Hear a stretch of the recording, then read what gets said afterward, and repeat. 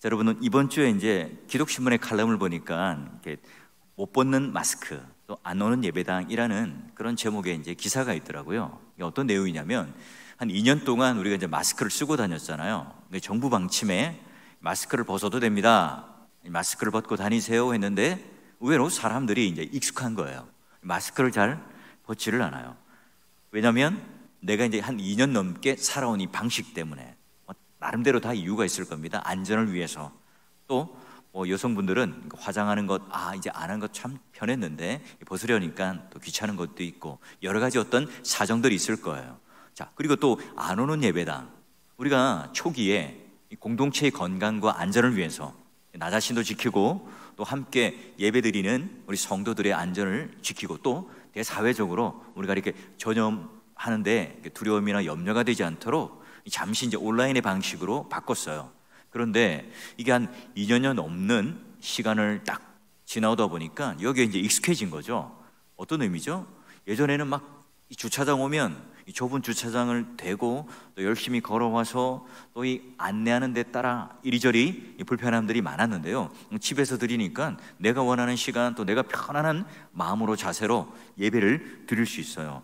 게다가 또 예배당 갈 때 또 얼마나 여러 가지 불편한 일들이 많았어요. 근데 딱 그 시간까지 기다렸다가 TV만 켜면 되잖아요. 그런 편리함 때문에 또는 우리 가족들끼리 여행도 가고 또 여러 가지 이제 바쁜 일이 있다면 거기에 임박해서 또 예배를 드릴 수 있으니까 나름대로 편하다고 생각해요. 그런데 우리가 예배당을 안 오기 시작하니까 예배당을 가는 설렘조차도 사라지는 거예요. 하나님을 만난다는 것. 여러분, 아무리 내가 연애를 해도 장거리 연애를 하면서 전화를 한다든지 또는 뭐 화상통화, 여러분 손주들 직접 만나는 게 좋아요? 아니면 그냥 카카오톡이나 아니면 이런 화상 전화로 이렇게 하는 게 좋아요? 네. 뭐 물어보는 제가 바보죠. 직접 만나서 뽀뽀도 하고 아이고 할머니 사랑해요, 할아버지 사랑해요 하면서 안기기도 하고 재롱을 떨면 여러분 그 라이브로 만나야 되잖아요. 현장에서 만나야 됩니다.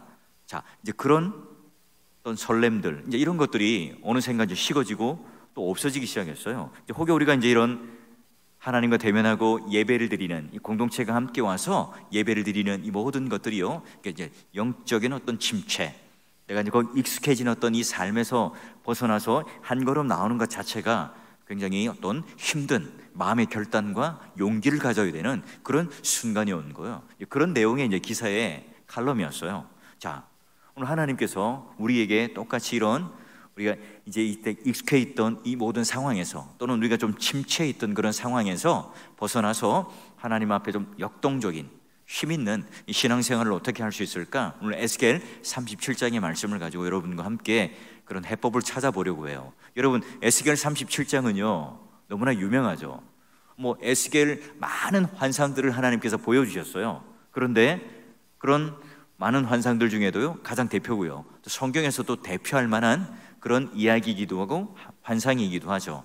여러분 뭐 내용들은 잘 알 거예요. 여러분 에스겔이 누구죠? 바로 느부갓네살 2차 예루살렘 침공 때 이제 포로로 잡혀갑니다. 그의 나이가 25. 그런데 이제 바벨론으로 포로로 가서 그발강가에서 하나님께서 너 이제 제사장이 아니라 선지자가 되어야 되겠다, 이렇게 소명을 받은 때가 30살. 그 이후로 이제 그래도 작은아마 소망을 가지고 살았는데 예루살렘이 완전히 망했다, 성전이 무너졌다, 성벽이 회파되었다, 이 소식을 듣습니다. 그뿐만 아니라 자신의 아내도 바벨론에서 먼저 죽어요. 게다가 더 슬픈 소식은 뭡니까? 왕자들이 다 죽습니다. 시드기야 왕이요 눈도 뽑히고 또 포로로 끌려서 지금 바벨론으로 오고 있어요. 그야말로 이제 일말의 희망도 없는 거예요. 조그만 그런 마음의 소원도 없죠. 그런 절망과 낙담 속에 살아가는 그 에스겔을요 지금 하나님께서 손을 딱 붙잡고 골짜기로 데려가요. 물론 여러분 환상입니다. 자, 에스겔을 통하여 보여주시는 골짜기의 어떤 한 모습, 어떤 모습이죠? 자, 보니까요 이 예루살렘 멸망의 소식을 들었던 에스겔은요 전혀 희망이 없었는데 그 절망감을 가지고 있을 때 그 골짜기로 데려갔는데 그 장면이요 더 절망적입니다. 어떤 장면이었죠? 보니까요 1, 2절을 보게 되면 이렇습니다. 여호와께서 권능의 손으로 나에게 임자였는데 골짜기 가운데 데려가서 뼈가 가득하더라. 그 골짜기 위에 뼈가 가득했는데 어떻게 되어 있습니까? 힘이 많고 아주 말랐더라. 이 뼈가 뭐예요? 보니까 11절에 이렇게 주워가죠. 이스라엘의 온 족속이다. 뼈가 완전히 말랐다. 이 말의 의미는 우리가 소원이 없다, 기대감이 없다 하는 의미로 이미 해석을 했죠. 그리고 여러분, 지금 이 에스겔을 데리고 간 이 골짜기는요, 생명의 흔적이라고는 조금도 찾아볼 수 없는 죽음의 골짜기입니다. 뼈가 완전히 말랐다. 여러분 어때요? 이런 죽은 시체와 같은 이 상황, 이 골짜기는 어디를 뜻하겠어요? 바벨론 포로 생활을 의미하겠죠. 하나님 백성으로서 긍지도 없어요. 하나님 백성으로 소망도 없습니다. 자, 우리 뼈가 말랐고 이제는 어떤 것을 해도 소용이 없다. 마른 뼈와 같이 이 죽은 시체들이 모여있는 그런 골짜기처럼 오늘 우리의 희망도 사라져버렸다. 지금 이 에스겔의 마음의 상태, 이스라엘의 모든 그런 포로로 끌려온 사람들의 상태가 바로 이와 같은 상태예요. 자, 그래요. 토마스 홉스라는 그런 사회학자가 말했듯이 이 만인에 의한 투쟁이라는 말이 있잖아요. 우리 인생을 살아가면서, 자, 여러분 젊은이들 한번 보십시오.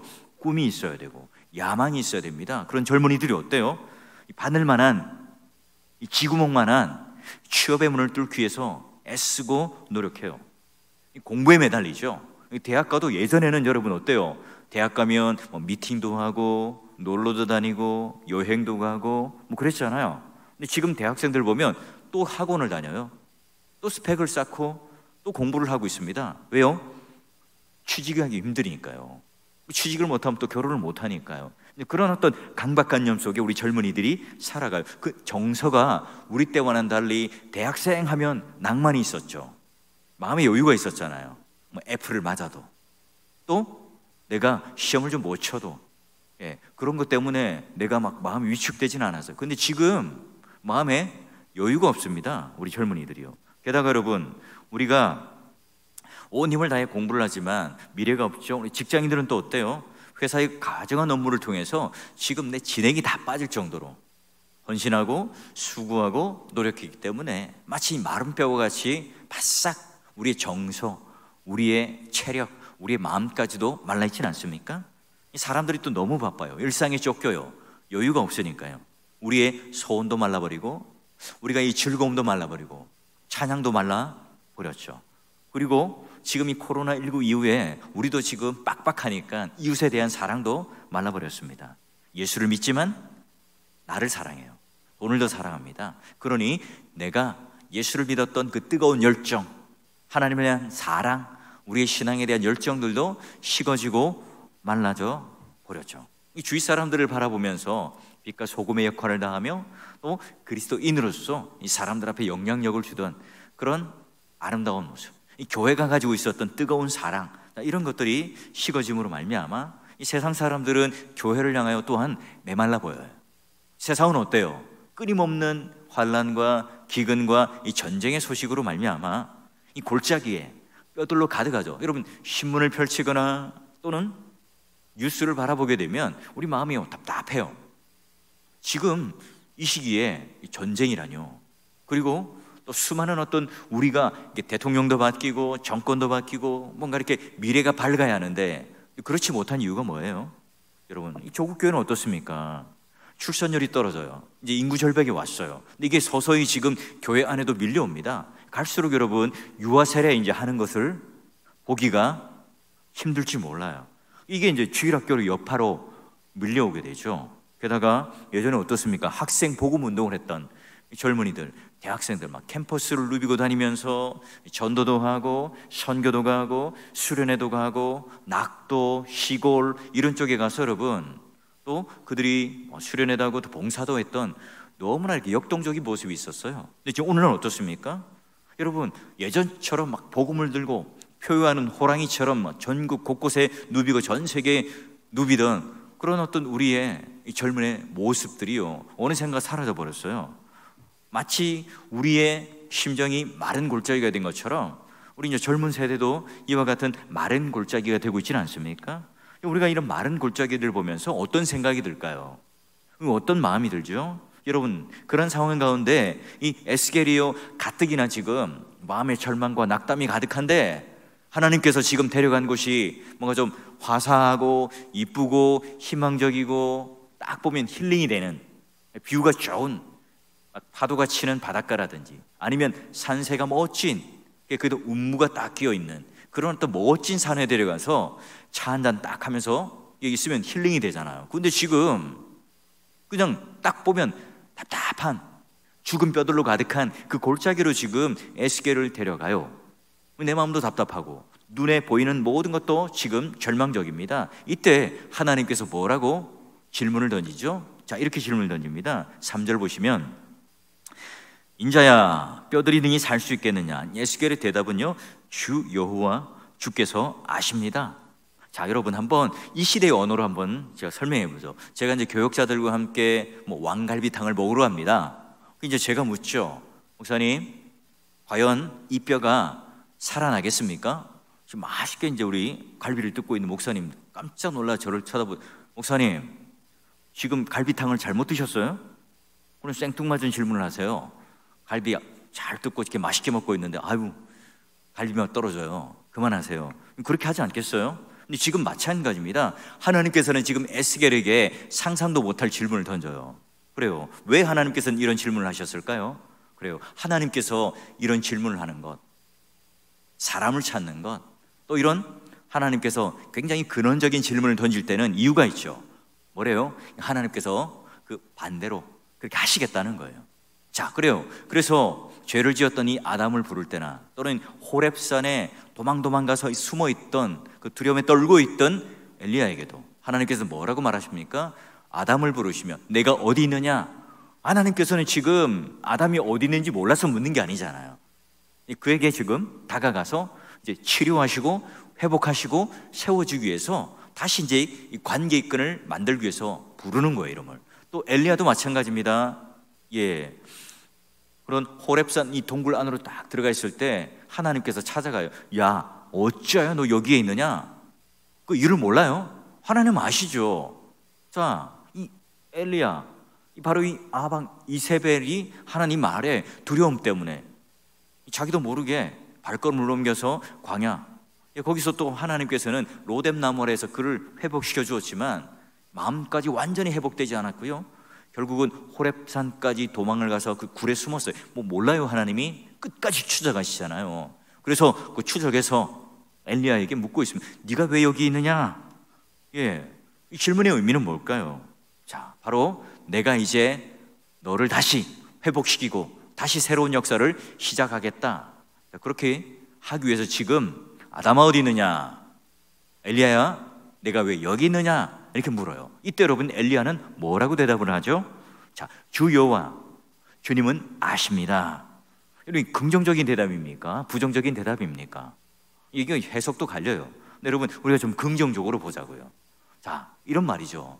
인간은요 절대로 이 뼈를 살릴 수 없어요. 하나님, 인간에게는요 이 마른 뼈들을 살아나게 하는 능력이 없죠. 하지만 하나님께서 원하신다면, 생명의 하나님께서 원하신다면 이 뼈들이 능히 살아나겠죠. 주님만이 하실 수 있는 일이죠 라는 고백이죠. 그래요 여러분, 이 에스겔은 지금 하나님께서 마른 뼈와 같은 이 백성들, 바벨론 포로로 잡혀와서 아무런 희망이 없는 그 상황 가운데 있는 이 백성들을 어떻게 하시겠다고요? 다시 너희들을 회복시키겠다. 하나님께서 뭐예요? 소망과 또 하나님에게 의지를 보여줘요. 결국은 내 자신의 능력과 이 감정으로 지금 바라볼 때는 이 모든 상황은요 안 될 거다예요. 노예요, 노. 희망이 없다예요. 그런데 우리가 합리적인 생각을 해봐도 어때요? 하나님의 능력, 하나님의 역사, 이거 안 된다, 노다, 답이 없다, 이렇게 생각할 때쯤에 하나님께서는 묻죠. 그래요. 그럼 지금 엘리야는 그런 대답을 하고, 또한 우리가 아는 아담도 그런 대답을 하고요, 여기 나오는 지금 에스겔도 하나님 앞에 주님은 아십니다, 주께서 하실 수 있습니다 라는 고백을 해요. 자 여러분, 하나님께서 역사하시면 마른 뼈의 골짜기, 모든 상황에 생기가 돌겠죠. 여러분, 반석, 아무것도 없는 이 광야의 반석, 하나님께서 딱 치셔서 물을 콸콸콸 내셔서 이스라엘 백성들에게 생명수를 주죠. 광야, 사막, 길이 없잖아요. 그런데 하나님께서 그 길을 여세요. 왜? 하나님께서는요, 왜? 메이커이기 때문에 길을 여시고 길을 만드신 분이시잖아요. 하나님께서는 지금 소망이 다 끊어진 이 그런 골짜기 속에 어떻게 해요? 새 역사를 창조하세요. 왜요? 하나님은 생명의 하나님이시기 때문에 그래요. 이미 뼈들은 죽은 지 아주 오래되어서 바짝 말라버렸어요. 그런데 하나님께서 어떻게 해요?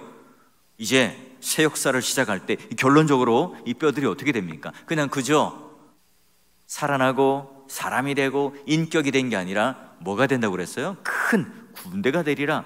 이 결론이에요. 하나님께서는요, 천지 창조를 만드신 하나님이고 그로 인해 죽은 자를 살리시는 부활의 생명의 하나님이시고, 하나님은 이 소망 없는 이 골짜기에 죽은 이 뼈와 같은 그런 이스라엘 백성들에게 하나님께서 손대시고 하나님께서 시작하시면 그 놀라운 생명의 역사를 오늘 우리 가운데 보여주겠다는 이 소망의 하나님으로 에스겔에게 다가오고 있어요.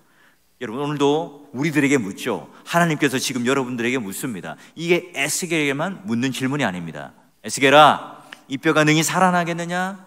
똑같아요. 오늘 우리들에게 던지는 질문이에요.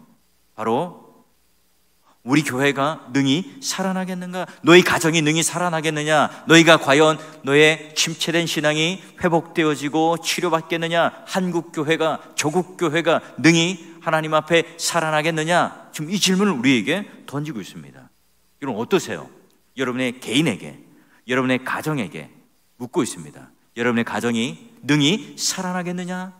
여러분의 삶이, 여러분의 믿음이 능히 살아나겠느냐?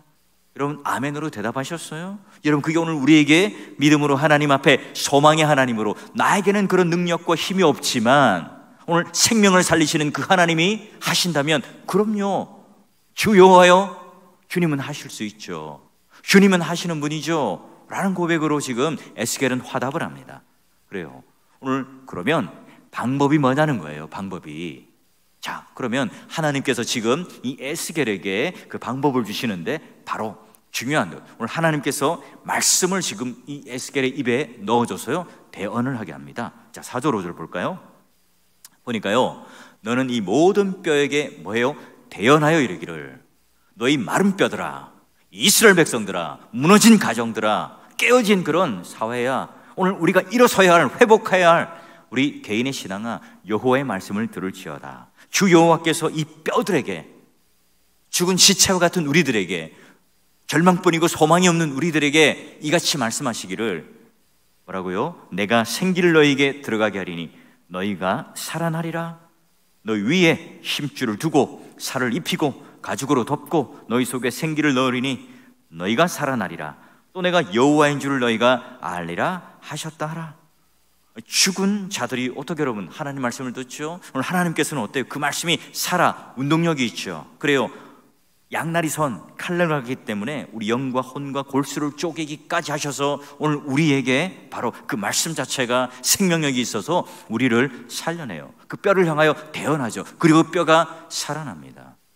여기 살아난다, 살아난다 계속 하나님께서 반복하고 계세요. 그리고 살아난다는 의미가 뭡니까? 그냥 내가 코로 숨을 쉬고 눈을 뜨고 내가 힘을 가지고 걸어다니고 한다, 그 정도가 아닙니다. 뭘 하죠?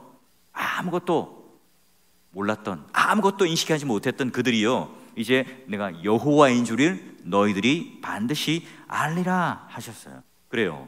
마른 뼈와 같은 이 절망이 있었지만 전능하신 하나님께서 이 말씀이 붙드는 자들에게 뭘 불러일으킵니까? 믿음을 불러일으키죠. 그 안에 생기를 넣어주시고 그들에게 다시 여호와가 누구인지를 알게 함으로 말미암아 오늘 그들에게 생명과 소망을 갖게 하세요. 그래요, 여러분 요한복음 5장 25절에 보니까 이렇게 되어 있습니다. 바로 죽은 자들이 하나님 아들의 음성을 들을 때가 오나니 곧 이때라. 듣는 자는 살아나리라. 그래요. 그리고 하나님 말씀을 듣는 자, 여러분 그 말씀 자체가 생명과 능력이 있어서 살아나게 되어 있죠. 하나님 말씀이요, 오늘 내가 하나님 앞에 간절한 마음으로 그 말씀이 오늘 내 말씀이 되어서 나의 귀만 통과하는 말씀이 아니라 내 인생 전체를 뒤흔드는, 마치 마른 뼈를 흔들어대는 생기 있는 말씀으로 나에게 찾아올 때 어떻게 해요? 죽은 자가 일어나는 것처럼 내 죽은 영혼이 침체된 내 모든 마음이 하나님 앞에 살아나는 놀라운 역사가 있죠. 그러기에 오늘 하나님 앞에 이 말씀이라고 하는 것을 대언하여 들을 때 이 말씀이 나의 말씀이 되고, 이 말씀이 나의 생명의 말씀이 되고, 나와 관계 있는 이 말씀이 될 때 어떻게 해요? 바로 내가 하나님 앞에 회복합니다. 이걸 지금 교회의 부흥이라고 그러고요, 이걸 바로 우리 믿음의 선배들은 바로 부흥이라는 단어로 해석을 해요. 여러분, 에스겔이 이 말씀을 대언했을 때 어떤 놀라운 일이 일어납니까? 그리고 7절을 보니까 이제 명령을 따라, 하나님 말씀을 따라 대언을 해요. 그럴 때 어떻게 됩니까? 막 소리가 차작차작 나고요, 뼈가 이리저리 막 맞춰지고 연결되고, 그뿐만 아니라 힘줄이 생기고 살이 막 오르고 그 위에 가죽이 덮이고 막 그런 모습이 생겼어요. 예, 여러분, 이 모습이 뭡니까? 이 널려있던 이 뼈들이 제 위치를 찾아가요. 뭐 골반뼈, 또 갈비뼈, 이런 것들이 제자리에 위치에 딱 찾아요. 에스겔이 너무 신기해서 쳐다보고 있죠. 근데 여러분, 뼈에 힘줄이 생기고 살이 생기고 가죽이 덮이는 것까지는 봤어요. 그런데 뭐가 없어요? 생기가 없더라. 예, 지금 이 에스겔이요, 한 일이 뭐가 있습니까? 지금 에스겔이 딱 가서 무슨 레고 맞추듯이, 아니면 우리 어린아이들 장난감을 맞추듯이 딱 맞추면서 지금 하고 있나요? 그렇지 않죠.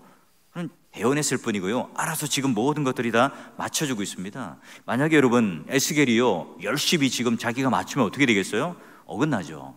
그건요 괴물이 될 수밖에 없어요. 여러분, 너희 마른 뼈가 살아내리라, 뼈가 말씀을 들으리라. 여기까지가 여러분 선지자가 한 일입니다. 그 다음에 여러분, 살아나리라, 이 말은 누가 했습니까? 하나님이 하셨어요. 여러분, 주 여호와께서 이 뼈를 맞추시고, 또한 결국은 살까지, 가죽까지 딱 덮이게 하는 일까지 하셨어요. 자, 그런데요, 더 중요한 것, 오늘 하나님께서 이제 궁극적으로 회복의 역사를 이루는 것, 오늘 이 복음이라고 하는, 말씀이라고 하는 것, 바로 이것이 오늘 이 뼈와 같은, 이 죽은 시체와 같은, 희망이 없는 이곳에 들어가기 시작해요. 그래요, 오늘 복음이라고 하는 것은 모든 믿는 자들에게 구원을 주시는 능력이죠. 부활의 새 생명이에요. 우리가 해야 될 일이 뭐죠? 우리가 그 뼈를 맞추는 일이 아니라 이 복음을 듣고 복음을 전하고, 이 복음에 내가 하나님 앞에 온전한 그 생명의 모든 것들이 다 적셔지는 것. 그래요, 우리가 들을 때 회복이 있어요. 또 우리 말씀을 전할 때 누군가가 살아나게 되어 있죠. 그래서 여러분, 우리가 가정에 또는 내 개인의 삶에 끊임없이 이 하나님 말씀이 공급되어지는, 그래서 우리 믿음의 선배들은 믿음의 견고함을 이루기 위해서는 바로 이 은혜의 도구인 말씀, 설교, 복음, 이것을 계속해서 우리가 듣지 않으면 믿음이 견고해지지 않는다 그래요. 그래서 여러분, 마른 뼈와 같은 이 우리가 바싹 마르고 사막이 되고 황폐화되지 않기 위해서는 뭘 해야 할까요? 디모데후서 4장 2절을 보니까 말씀을 전파하라, 어떤지 못 어떤지 항상 말씀을 전파하라, 범사에 오래 참음으로 경책하며 경계하며 권하라, 말씀하신 것처럼 우리가 하나님 앞에, 그래요, 생명의 역사가 일어나고 무질서와 파괴와 모든 힘과 이 모든 것들에 하나님 고침을 받기 위해서는 뭐죠? 바로 하나님 말씀이 우리에게 닿아야 돼요. 들려야 됩니다. 그로 말미암아 우리가 소생하고 회복되는 놀라운 역사가 우리 가운데 있을 수 있어요. 여러분, 우리 어때요? 다시 한번 우리가 학교에서나 직장에서나 가정에나 이웃에게나 이런, 여러분, 하나님 말씀을 전하고 그 말씀에 내가 바로 하나님 앞에 노출될 수 있는 이 일들이 일어나지 않으면 우리에게는 이런 새 생명의 역사와 변화 역사가 일어나지 않아요. 어느샌가 이제 코로나19 때문에 전도하는 일들은, 복음을 전하는 일들이 굉장히 위축되어 있잖아요. 우리가 다시 한번 힘을 내어서 이 일들을 해야 됩니다. 여러분, 내가 선교를 하고 복음을 전할 때 가장 유익을 얻는 사람이 누굴까요? 예, 복음을 듣는 사람이기도 하지만 복음을 전하는 사람이요, 그 복음에 내가 먼저 은혜를 받고 그것을 전할 때 나도 살아요. 나도 살죠. 내가 먼저 살죠. 그래요, 바로 오늘 하나님께서 이제 이 말씀까지, 이 가죽까지 딱 덮이게 한 다음에 결정적인 바로 생기를 불어넣어 주시는데요, 9절 10절을 보세요. 자, 이제 대언한 그 현장 속에 이제 하나님께서 말씀하셔서 생기를 사방에서 불러서 이제 그 생기가 그들 가운데 들어가게 하시고요, 극히 뭐예요? 큰 군대가 되게 하시죠. 생기, 르하우, 바로 성령, 또한 생기를 주시는 하나님, 불어넣는 것을 통해서 놀라운 능력으로 하나님께서는 지금 이제 그들을 살려내요. 여러분, 이제 그 얼굴에 생기가 돌고요, 이제 하나님께서 역사하시기 시작해요. 죽었던 그 모든 시체에 이제 막 맥박이 고동치기 시작하고 심장이 뛰기 시작하고, 마치 이제 썩은 동태눈과 같았던 그 눈들이 다시 이제 생기는 눈으로 변해요. 딱딱하고 굳었던 이 얼굴들이 이제 막 펴져서 이제 하나님의 군대가 되죠. 멋있고 위용스러운 군대가 됩니다. 마치 여러분 시체처럼 드러누워있던 이 모든 것들이 다시 살아나서요, 하나님의 군대가 되었다는 것, 바로 오늘 하나님께서요 우리들을 향하여 가지는 소망이죠. 여러분, 이 바벨론 포로로 잡혀 있었던 이 이스라엘 백성들에게 너희들이 지극히 큰 군대가 되리라, 이 말이 지금 실감이 났을까요? 당장에는 지금 그들이 무엇을 의미한지는 잘 몰랐을 거예요. 우리도 똑같아요. 지금 현재 인터넷 게임에 중독되어 있고 또 여러 가지 중독되어 있고 내가 뭐 절망과 침체되어 있는 오늘 우리들에게 오늘 하나님께서 말씀이 임하고 오늘 하나님의 생기가 우리 가운데 딱 들어올 때요, 우리 또한 어때요? 축 처져 있었던, 풀이 죽어 있었던 우리의 모습들이 다시 한번 하나님을 믿는 군대의 모습으로 다시 한번 우리를 붙들으시는 거죠. 내가 이 싸움에 두려워하지 않는 용맹스러운 군대가 되고요, 기도원의 이 300용사처럼 세상의 정욕에 매이지 않고 내가 하나님 앞에 승리하는 이 군대의 군사로, 또 하나님께서 우리를 모집하여서 그 하나님을 기쁘시게 하는 군사로서 우리는 살아갈 수 있죠. 그래요, 이런 일들이요 우리 인간의 힘과 능력으로는 부족해요. 되지 않죠. 그러나 오늘 하나님께서 우리들에게 말씀하여 주시고 또 우리를 찾아주시고 생기를 통하여 우리를 세워주실 때 일들이 가능하다는 거예요. 여러분, 그러기에 오늘 교회 안에 가장 중요한 게 뭘까요? 우리 인간의 어떤 열심들, 으쌰으쌰 뭐 운동을 하고 현수막을 달고 머리띠를 하고 구호를 외치고, 이건 여러분 오늘 우리가 할 수 있는 그런 뭐 인위적인 것이 될 수 있지만 제일 중요한 게 뭘까요? 말씀이 살아 운동력이 있어야 되고요, 거기 여러분 하나님의 생기가 오늘 우리를 향하여 그 은혜를 통하여 우리를 다시 세우고 생명력 있게 할 때, 여러분 그때 우리는 절망의 자리에 누워있는 사람이 벌떡 일어나게 돼요.